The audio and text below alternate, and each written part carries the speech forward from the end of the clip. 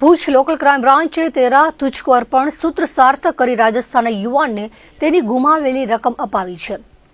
LCB દ્વારા છેતરપિંડી અને વિશ્વાસઘાતના ગુનામાં કહેલી રકમ શોધી કાઢી મૂળ માલિકને પરત કરી તેરા તુજકો અર્પણ સૂત્રને સાર્થક કરવામાં આવ્યું છે। આ કેસની વિગત મુજબ રાજસ્થાનના ફતેહપુરનો રહેવાસી શાહબાઝ ગુલામ મુર્તજા ચૌહાણને આરોપીઓએ બજાર ભાવ કરતા સસ્તું સોનું આપવાની લાલચ આપી ભુજ બોલાવ્યા હતા।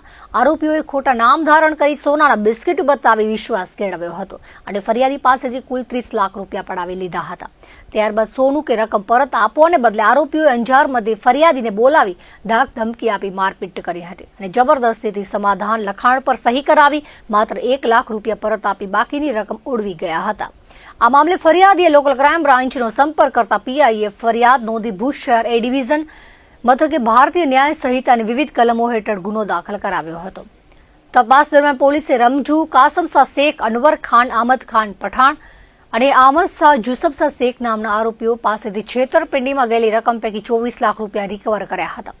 કોર્ટના હુકમ બાદ પોલીસ અધિકારીઓની ઉપસ્થિતિમાં આ રકમ મૂળ અરજદારને પરત સોંપવામાં આવી હતી। સરહદી રેન્જ આઈજી ચિરાગ કોરડિયા અને પોલીસ અધિક્ષક વિકાસ સુંડાના માર્ગદર્શન હેઠળ એલસીબી ટીમે આ સફળ કામગીરી પાર પાડી હતી।